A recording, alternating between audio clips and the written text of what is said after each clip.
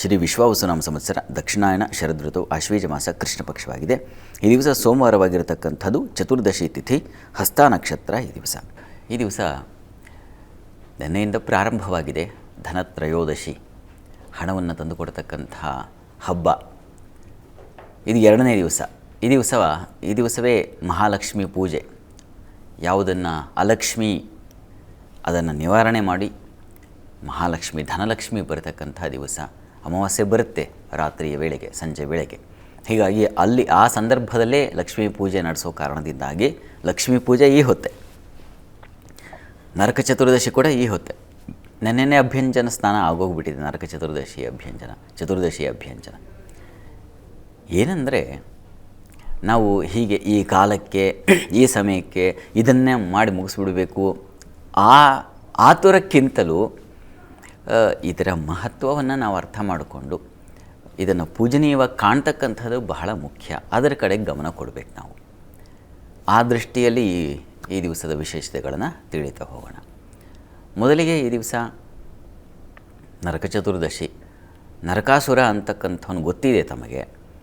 ನರಕಾಸುರ ಎಷ್ಟು ಪಾಪಿಷ್ಠನಾಗಿದ್ದ, ಎಷ್ಟು ಜನ ಹೆಣ್ಣುಮಕ್ಕಳ ಜೀವಹರಣ ಮತ್ತು ಮಾನಹರಣ, ಅದಕ್ಕೆಲ್ಲ ಅವರೆಲ್ಲ ಆ ರಾಕ್ಷಸರಿಗೆ ಏನಿರುತ್ತೆ ಮನೋಧರ್ಮ, ಆ ರೀತಿಯಲ್ಲಿ ಪಾಪ ಸುಮಾರು 16,000 ಸ್ತ್ರೀಯರನ್ನು ಸಂಕೋಲೆಯಲ್ಲಿಟ್ಟಿದ್ದ.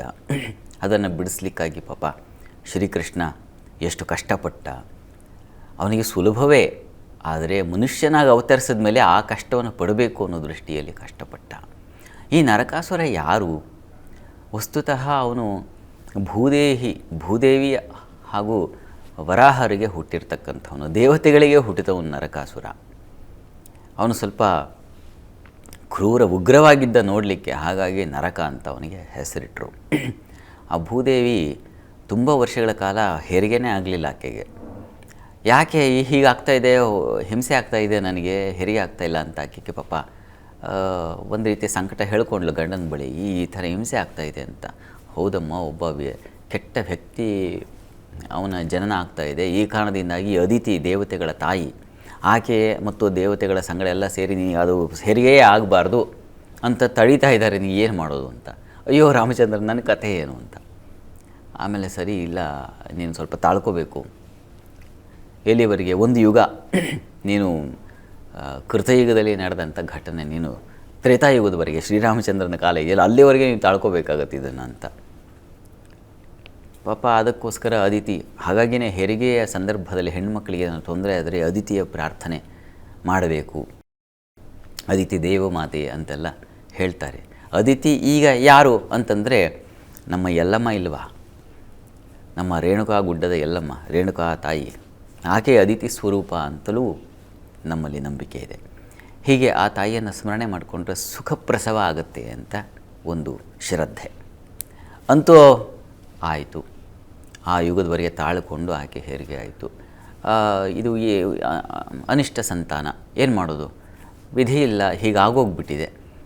ಇವನು ಜನಕ ಮಹಾರಾಜ, ಸೀತೆಯ ಸಾಕು ತಂದೆ ಇದ್ದಾನಲ್ಲ, ಶತಾನಂದ ಅಂತ ಅವರ ಪುರೋಹಿತ, ಆ ಶತಾನಂದನ ಬಳಿ ಹೇಳಿಕೊಂಡ್ಲು, ಇವನು ತುಂಬ ಹೀಗೆ ಗೊತ್ತಿಲ್ಲ ಹೇಗಾಗತ್ತೆ ಮುಂದೆ ಭವಿಷ್ಯ, ಉಗ್ರ ಅಂತೂ ಆಗ್ತಾನೆ ಅಂತಿದೆ, ಒಳ್ಳೆ ಶಿಕ್ಷಣ ಕೊಡಿಸು ಅಂತ.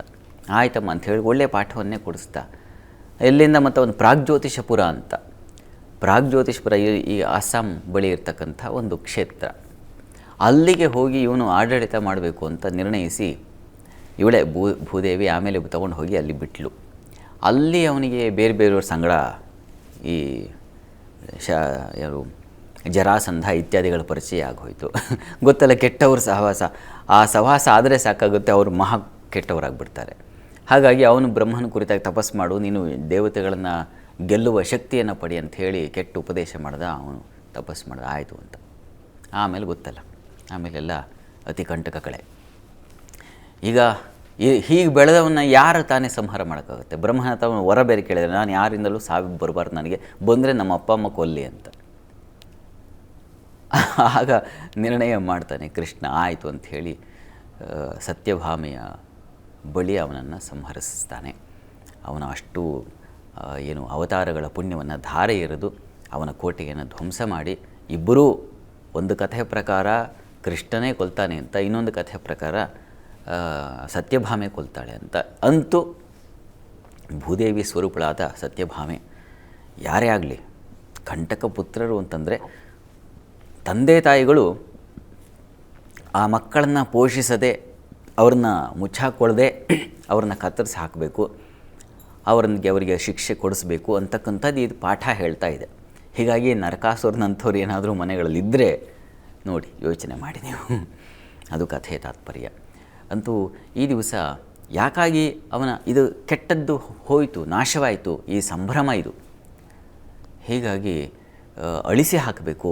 ಅಲಕ್ಷ್ಮೀ ನಿವಾರಣೆ ಅಂತಂದರೆ ಇದೇ, ಕೆಟ್ಟ ಚಿಂತನೆಗಳನ್ನು, ಕೆಟ್ಟ ದುಷ್ಟರನ್ನು, ಯಾವುದು ಕೆಡುಕಾಗಿದೆಯೋ ಸಮಾಜಕ್ಕೆ ಅಂಥ ಪಿಡುಗುಗಳನ್ನು ನಿವಾರಿಸ್ತಕ್ಕಂಥದ್ದೇ ನಿಜವಾದ ಅಲಕ್ಷ್ಮೀ ನಿವಾರಣೆ. ಅದು ಕೂಡ ಈ ದಿವಸವೇ ಇದೆ.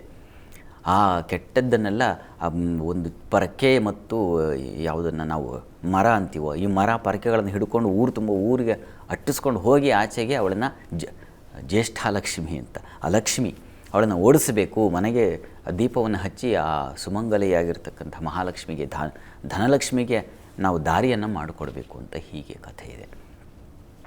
ತಾತ್ಪರ್ಯ ಇಷ್ಟೇ, ಕೆಟ್ಟದ್ದು ಅಳಿಸಿ ಹೋದಾಗ ಒಳ್ಳೆಯದರ ಆಗಮನ ಆಗುತ್ತೆ. ಹೀಗಾಗಿ ನಮ್ಮ ದುರ್ಗುಣಗಳು ನಮ್ಮಲ್ಲಿ ನರಕಾಸುರ ಇಲ್ವಾ, ಆ ಚಿಂತನೆಗಳಲ್ಲಿಲ್ವಾ, ಆ ಥರದ್ದಿದೆ ಜರಾಸಂಧ, ಎಲ್ಲ ದುರ್ಯೋಧನಾದಿ ಸರ್ವರನ್ನು ನಾವು ಕಾಣ್ತೀವಿ ನಮ್ಮ ಮನಸ್ಸಿನಲ್ಲೇ. ಇದನ್ನು ನಾವು ತೊಳ್ಕೊಳ್ಳೋ ಪ್ರಯತ್ನ ಮಾಡಬೇಕು. ಸಚ್ಚಿಂತನೆಗಳಿಂದ, ಆರಾಧನೆಗಳಿಂದ, ಸತ್ಪುರುಷರ ಒಂದು ಸಂಪರ್ಕದಿಂದ ಇದೆಲ್ಲ ಸಾಧ್ಯ ಆಗುತ್ತೆ. ಆ ರೀತಿಯಲ್ಲಿ ದೀಪಾವಳಿ ಸಜ್ಜನರ ಸಂಪರ್ಕಕ್ಕೆ ಒಂದು ದಾರಿಯನ್ನು ಮಾಡಿಕೊಡ್ತಕ್ಕಂಥದ್ದಾಗಿದೆ. ಇದ್ರ ಜೊತೆಗೆ ನಾವು ಈ ದಿವಸ ಇನ್ನು ಕೇದಾರೇಶ್ವರ ವ್ರತ ಬಹಳ ವಿಶಿಷ್ಟವಾದದ್ದು. ಗಂಡ ಹೆಂಡರಲ್ಲಿ ಒಂದು ಸಾಮ್ಯತೆಯನ್ನು, ಒಂದು ಅನುರಾಗ ಸಮಾನತೆಯನ್ನು ಕಾಣುವಂಥ ಒಂದು ವ್ರತ ಇದು. ಪಾರ್ವತೀದೇವಿ ಒಂದು ಸಲ ಕೈಲಾಸದಲ್ಲಿ ಒಂದು ಸಭೆ ನಡೆದಿದೆ. ಆ ಸಭೆಯಲ್ಲಿ ಎಲ್ಲ ಶಿವಗಣಗಳೆಲ್ಲ ಬಂದಿದ್ದಾರೆ. ಅಕ್ಕಪಕ್ಕ ಇರತಕ್ಕಂಥ ಎಲ್ಲ ದೇವತೆಗಳಿಗೂ ಆಹ್ವಾನ ಹೋಗಿದೆ, ಬರ್ರಪ್ಪ ಅಂತ ಎಲ್ಲರೂ ಹೋಗಿದ್ದಾರೆ, ಎಲ್ಲರೂ ಬಂದಿದ್ದಾರೆ ಕೂಡ. ಶಿವನ ಆಹ್ವಾನ ಅಂತಂದರೆ ಯಾರು ತಪ್ಪಿಸ್ತಾರೆ, ಸಂತೋಷ ಆಗುತ್ತೆ, ಹೋಗಿದ್ದಾರೆ.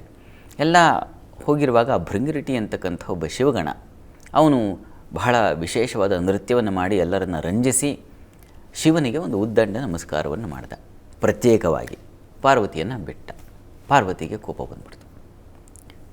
ಅರೆ, ನಾನು ಜೊತೆಯಲ್ಲೇ ಇದ್ದೀನಿ, ನನಗೆ ನಮಸ್ಕಾರ ಮಾಡಿದೆ, ಕೇವಲ ನನ್ನ ಯಜಮಾನರಿಗೆ ಅಷ್ಟೇ ನಮಸ್ಕಾರ ಸಲ್ಲಿಕೆ ಆಯ್ತಲ್ಲ, ನನಗೆ ಹಾಗಿದ್ದರೆ ಸಮಾನತೆ ಇಲ್ವಾ? ಈಗ ಸಮಾನತೆ ಹೆಣ್ಮಕ್ಳು ಮಾತಾಡೋದೇ ನಮಗೆ ಸಮಾನತೆ ಇಲ್ಲ ಅಂತ. ಆಗಲೇ ಪಾರ್ವತಿ ಸಮಾನತೆ ಇಲ್ಲ ನನಗೆ ಅಂತ ಹೊರಟೋಗ್ಬಿಟ್ಲು. ಬಿಟ್ಟು ಕಾಡು ಮೇಡು ಎಲ್ಲ ಅಲ್ದುಕೊಂಡು ನಾನು ಇರಲ್ಲ ಕೈಲಾಸದಲ್ಲಿ, ಮುಗೀತು ನನ್ನ ಕಥೆ. ನನಗಿಲ್ಲಿ ಬೆಲೆ ಇಲ್ಲ ಅಂದರೆ ನಾನೇ ಯಾಕಿರಲಿ? ಎಷ್ಟೋ ಬಾರಿ ಕುಟುಂಬಗಳಲ್ಲಿ ಆಗುತ್ತಲ್ಲ, ನನಗೆ ಇಲ್ಲಿ ನಯಾ ಪೈಸೆ ಬೆಲೆ ಇಲ್ಲದ್ರೆ ನಾನು ಯಾಕೆ ಇರಬೇಕು? ನಾನು ಯಾಕೆ ನಿಮ್ಮ ಬಂಧುಗಳ ಮನೆ ಬರಬೇಕು? ನಾನು ಯಾಕೆ ಅಲ್ಲೇ ಹೋಗಿ? ಈ ಥರದ್ದು ಇರ್ತದಲ್ಲ. ಹಾಗೆ ಪಾರ್ವತಿ ಕೂಡ ಹೊರಟುಬಿಟ್ಲು. ಆಮೇಲೆ ಬಂದು ಒಂದು ಆಶ್ರಮದಲ್ಲಿ ಕುಳಿತುಕೊಂಡ್ಳು. ಪ್ರಶಾಂತವಾಗಿತ್ತು ಆ ಪ್ರದೇಶ. ಮಹರ್ಷಿಗಳು ಒಬ್ಬರು ಬಂದರು, ಗೌತಮ ಮಹರ್ಷಿಗಳು. ಏನು ನನ್ನ ಆಶ್ರಮ ಈ ದಿವಸ ಕಾಂತಿಯುಕ್ತವಾಗಿದೆಯಲ್ಲ, ಹೀಗೆ ಬೆಳಗ್ತಾ ಇದೆಯಲ್ಲ, ನಾನಿಲ್ಲ, ಯಾವ ಬೆಳಕನ್ನು ಹೊತ್ತಿದೆ ಈ ದಿವಸ ಅಂತ ಬಂದು ನೋಡಿದ್ರೆ ಪಾರ್ವತಿ ಕೂತಿದ್ದಾಳೆ, ಮಂಕಾಗಿ ಕೂತಿದ್ದಾಳೆ. ಬಂದು ಪಕ್ಕದಲ್ಲಿ ಕೂತು ಏನಾಯಿತು ಅಂತ ಕೇಳ್ದ. ಋಷಿವಾಣಿಗೆ ವಾತ್ಸಲ್ಯ ಇರುತ್ತೆ, ಋಷಿಗಳಿಗೆ ವಿನಂತಿ ಮಾಡಿಕೊಂಡೆ, ಏನಾಯಿತು, ಯಾಕೆ ಇಷ್ಟು ಮಂಕಾಗಿ ಕೂತಿದ್ಯಮ್ಮ, ಏನಾಯ್ತಮ್ಮ ಅಂತ. ಗೌತಮರೇ, ನನಗೊಂದು ವಿಶಿಷ್ಟವಾದದ್ದನ್ನು ಸಾಧಿಸಬೇಕಾಗಿದೆ. ನಾನು ಶಿವನ ಅರ್ಧಾಂಗಿ ಆಗಬೇಕಾಗಿದೆ. ಅವನ ಅರ್ಧ ಭಾಗ ನಾನು ತುಂಬ್ಕೋಬೇಕಾಗಿದೆ. ಅವನಿಗೆ ಸಲ್ಲುವ ನಮಸ್ಕಾರ, ಅವನಿಗೆ ಸಲ್ಲುವ ಮಾತು, ಅವನಿಗೆ ಸಲ್ಲುವ ನೈವೇದ್ಯ ಎಲ್ಲವೂ ನನಗೆ ಅರ್ಧ ಪಾಲು ಬರಬೇಕು. ಅಂಥದ್ದೊಂದು ವ್ರತ ಇದ್ದರೆ ಹೇಳಿ, ನಾನು ಪೂಜೆ ಮಾಡಬೇಕು ಅಂತ. ಗೌತಮರು ಹೇಳಿದರು, ಇದೇಮ್ಮ ಕೇದಾರೇಶ್ವರ ವ್ರತ ಅಂತ ಇದೆ, ಅದನ್ನು ನೀನು ಮಾಡು. ಅದನ್ನು 21 ಎಳೆಗಳಲ್ಲಿ ಒಂದು ಮನೆಯ ಅಥವಾ ನೀವು ಮಾಡ್ತಕ್ಕಂಥ ಪೂಜಾ ಸ್ಥಳದಲ್ಲಿ ಧಾನ್ಯಗಳ ರಾಶಿ ಮಾಡಿ 21 ಎಳೆಯ ನೂಲನ್ನು ಸುತ್ತಿ, ನೀವು ಹತ್ತಿರದಲ್ಲಿ ಯಾವುದಾದ್ರು ಅರ್ಚಕರಿದ್ದರೆ ಅವ್ರ ಹತ್ರ ಕೇಳಿಸ್ಕೊಂಡು ಈ ವ್ರತ ಮಾಡಿ. ನಾವೇ ಸ್ವತಂತ್ರವಾಗಿ ಮಾಡಲಿಕ್ಕೆ ಹೋದರೆ ಟೆಕ್ನಿಕಲ್ ಎರರ್ಸ್ ಆಗಿಬಿಡುತ್ತೆ, ಆಮೇಲೆ ವ್ರತ ಫಲದ ಬೇರೆ ಆಗಿಬಿಡುತ್ತೆ. 21 ಎಳೆಯ ದಾರವನ್ನು ಆ ಧಾನ್ಯದ ಸುತ್ತ ಸುತ್ತಿ 21 ಜನ ಬ್ರಾಹ್ಮಣರಿಗೆ, ಅನುಷ್ಠಾನ ಪರರಿಗೆ ಕರೆದು ಅವರಿಗೆ ವಿಶೇಷ ದಾನಗಳನ್ನು ಮಾಡಿ ಅವನಿಗೆ ದೂರಗ್ರಂಥಿ ಸಮರ್ಪಣೆ ಮಾಡಿ 21 ಬಗೆಯ ನೈವೇದ್ಯಗಳನ್ನು ಸಮರ್ಪಣೆ ಮಾಡಿ ಹೀಗೆ ಒಂದು ವಿಶಿಷ್ಟವಾದ ವ್ರತದ ಕ್ರಮವನ್ನು ಸೂಕ್ಷ್ಮವನ್ನು ಹೇಳಿಕೊಟ್ರು. ಪಾರ್ವತಿ ಶ್ರದ್ಧೆಯಿಂದ ಅದನ್ನು ಮಾಡಿದ್ಲು. ಶಿವ ಪ್ರತ್ಯಕ್ಷನಾದ, ಏನಮ್ಮ ವರ ಅಂತ. ನನ್ನ ವರ ನಿಂಗೆ ಗೊತ್ತಿಲ್ವ, ಸಂಕಲ್ಪದಲ್ಲಿ ಹೇಳಿಲ್ವ ನಾನು ಅಂತ. ಆಯಿತು, ತಥಾಸ್ತು. ಆಗಿನಿಂದ ಅವಳು ಅರ್ಧಾಂಗಿ ಆದಳು. ನಾವು ಇವತ್ತು ಹೇಳ್ತೀವಲ್ಲ, ಶಿವ ಪಾರ್ವತಿಯರು, ಪಾರ್ವತಿ ಪರಮೇಶ್ವರ ಸ್ವರೂಪ ಅಂತ ಮಾತಾಡ್ತೀವಿ, ಅರ್ಧನಾರೀಶ್ವರ ಅಂತ ಮಾತಾಡ್ತೀವಿ. ಹೀಗೆ ಹಲವು ಇದ್ದಾವಲ್ಲ, ಅವರಿಬ್ಬರ ಶಕ್ತಿ ಏಕವಾಗಿದ್ದು ಈ ಒಂದು ವ್ರತದಿಂದ. ಹೀಗಾಗಿ ಈ ದಿವಸ ಅಂಥ ಒಂದು ವ್ರತ ಮಾಡೋದರಿಂದ ತಮ್ಮ ದಾಂಪತ್ಯದಲ್ಲಿ ಏನಾದರೂ ಅಸಮಾಧಾನಗಳು, ಭಿನ್ನಾಭಿಪ್ರಾಯಗಳು, ನನಗೆ ಬೆಲೆ ಇಲ್ಲ ಅಂತಕ್ಕಂಥ ತಕರಾರುಗಳು ಏನಾದರೂ ಇದ್ದರೆ ಅದು ನಿಸ್ಸಂಶಯವಾಗಿ ಈ ವ್ರತದಿಂದ ನಿವಾರಣೆಯಾಗುತ್ತೆ ಅಂತಕ್ಕಂಥ ಶ್ರದ್ಧೆ, ಅದು ಪಾರ್ವತಿನೇ ಹೇಳಿಕೊಟ್ಟ ಪಾಠವಾಗಿದೆ, ವ್ರತ ಪಾಠ. ಹೀಗಾಗಿ ತಾವು ದಯವಿಟ್ಟು ಇದನ್ನು ಮಾಡಬಹುದು. ಅಂತೂ ಈ ದಿವಸ ಬಹಳ ವಿಶಿಷ್ಟವಾದ ಒಂದು ಧನಲಕ್ಷ್ಮಿ ಪೂಜೆ ಗೊತ್ತೇ ಇದೆ ನಿಮಗೆ. ವ್ಯಾಪಾರಿಗಳು ಬಹಳ ಮುಖ್ಯವಾಗಿ ಮಾಡ್ತಕ್ಕಂಥದ್ದು, ಲಕ್ಷ್ಮಿಯನ್ನು ಕೂರಿಸ್ತಕ್ಕಂಥದ್ದು. ಅದಕ್ಕೇನು ವಿಶಿಷ್ಟವಾಗಿ ನಾವು ಹೇಗೆ ಮಹಾಲಕ್ಷ್ಮಿಯನ್ನು ಆವಾಹನೆ ಮಾಡಿ ಧ್ಯಾನ ಷೋಡಶೋಪಚಾರ ಪೂಜೆ ಇದೆಯೋ ಆ ರೀತಿಯಲ್ಲಿ ಪೂಜೆ ಮಾಡಬಹುದು. ಅದು ಕಲಶ ಸ್ಥಾಪನೆಯೋ ಅಥವಾ ಫೋಟೋ ಸ್ಥಾಪನೆಯೋ ಅವೆಲ್ಲವಕ್ಕಿಂತ ಮುಖ್ಯವಾಗಿ, ಬಹಳ ಮುಖ್ಯವಾಗಿ ಬೇಕಾಗಿರೋದು ಶ್ರದ್ಧೆ. ನಾನು ಪ್ರತಿ ಸಲ ಹೇಳೋದು ಇದನ್ನೇ. ಹೀಗಾಗಿ ಮಹಾಲಕ್ಷ್ಮಿ ಆರಾಧನೆ ಮಾಡುವ ಮೂಲಕ ಧನಾಗಮನ ಆಗುತ್ತೆ. ಹೀಗಾಗಿ ಈ ದಿವಸ ಹಲವು ಇಂಥ ನಮ್ಮ ಏಳಿಗೆಗೆ ಬೇಕಾಗಿರ್ತಕ್ಕಂಥ ಸಕಲವೂ ಈ ದಿವಸ ಒಂದು ಏಕವಾಗಿ ಒಂದು ಕಡೆ ನಿಂತಿದೆ, ಒಂದು ಕಾಲರು ಸ್ವರೂಪದಲ್ಲಿ ನಮ್ಮ ಕಣ್ಣು ಮುಂದೆ ಬಂದಿದೆ. ಇದನ್ನು ನಾವು ಪ್ರೀತಿಯಿಂದ ಸ್ವಾಗತಿಸೋಣ, ಆರಾಧಿಸೋಣ ಮತ್ತು ನಾವು ಕೃತಾರ್ಥರಾಗೋಣ.